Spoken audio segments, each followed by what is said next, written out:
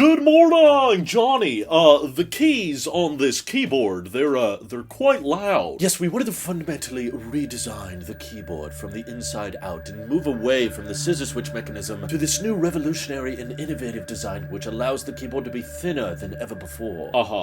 Yeah. I know it's important for things to be thinner, of course, but isn't it potentially dangerous to be redesigning the keyboard like this? No, absolutely not, because we've tested it thoroughly within our dust and crumb-proof labs and haven't found any issues, other than it, of course, being 3 times the decibel rating. But isn't there a chance that these keys could start malfunctioning and then we may have to pay $50 million through a litigation settlement? I don't visualize that ever being a possibility, no. Okay, if you say so, Johnny, keep up the good work. Actually, you'll be getting no more love from me because I'm retiring. I'm forming my own company. Goodbye. Huh? Pretty crazy story. So I was doing this weird thing that I forget to do a lot of the time. I was checking the mail, not the iOS 18 mail app, but, you know, the little metal box outside my house, and sorting through all of the junk and credit card offers that I seem to never stop getting. I found this! A check for $395, specifically made from the MacBook keyboard litigation settlement. And I was like, what the heck is this about? So honestly, I was really confused. I had no memory of being part of any kind of MacBook keyboard litigation settlement, but it was funny having a check with the word MacBook written on it. So I actually did some reading and did some digging on this because I actually had a couple of friends that reported receiving checks for this keyboard litigation settlement. And it does in fact say on the website that for anybody that bought a MacBook except for resale from Apple that was equipped with one of these state-of-the-art butterfly keyboards from 2015 all the way up to 2019, that we were in fact entitled to some kind of payout from this settlement. And I just had no idea I was a part of it, honestly, because first off, this is the crazy part, I never actually took my MacBook in for repair. Like, I unboxed the very MacBook that I believe this is in reference to on this channel many years ago. It was in December of 2016,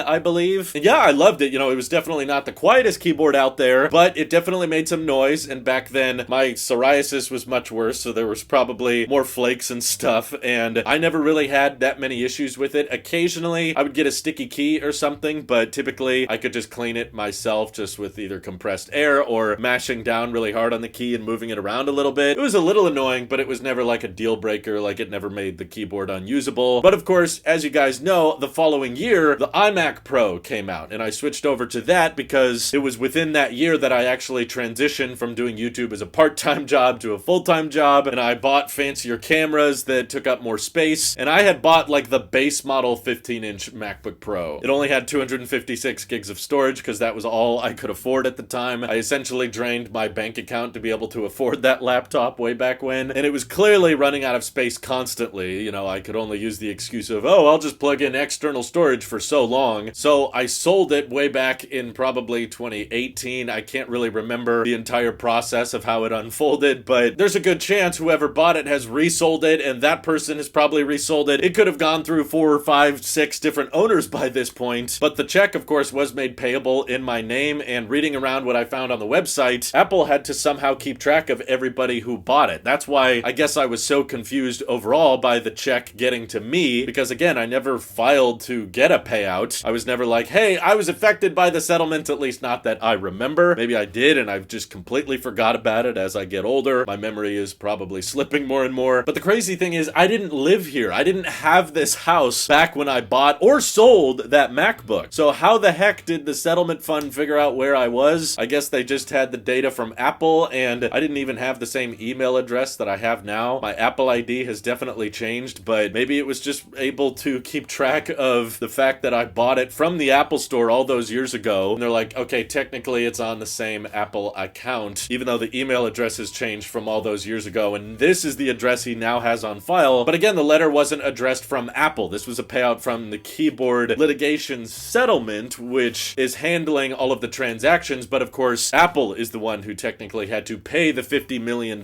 for the settlement, which is a real shame, because for years on this channel, I've been able to say, I've never been paid by Apple. You know, Apple doesn't hasn't paid me. These are not sponsored videos and all that kind of stuff. But now Apple has technically sent me money. So I can't even say that without attaching some fine print anymore. I guess there's a good chance one of the people that had bought the MacBook not from Apple, but bought it off Marketplace or eBay or wherever they bought it from, maybe they filed for the claim, but because they didn't submit adequate proof, or because it's supposed to go to people who bought the MacBooks from Apple and not from resellers, maybe someone else down the chain filed the claim, and that ended up in the money going towards me. But whoever did it out there, I don't know, this is a long shot, but if somehow it's you who is waiting for the settlement and you felt like you never got it, the keyboard repairs were supposed to be covered for free by Apple, and if for whatever reason you didn't get the repairs done for free, you can submit a document to Apple proving that you paid for it, and they should refund you the money. So again, I'm not an Apple representative. I don't know exactly what's going on with this whole thing, but I just found it hilarious that a MacBook I literally bought like 8 years ago just got a little bit cheaper. And it was a pretty good laptop. You know, I probably just spec'd the wrong kind. I should have gotten more storage, otherwise I would have kept it. But hey, it had 4 Thunderbolt ports, which I love. I had a lot of positive things to say about that MacBook. It was kind of the first time Apple was really embracing USB-C to the maximum. It had good speakers, and it was fun for that year I had it, but obviously it just wasn't enough to keep up with more and more of the content I was hoping to produce, unlike the MacBook Pro I'm using today, which is still holding up strong and great, but it still doesn't have 4 Thunderbolt ports. And so far, I haven't received a check in the mail for like $400 for owning this MacBook.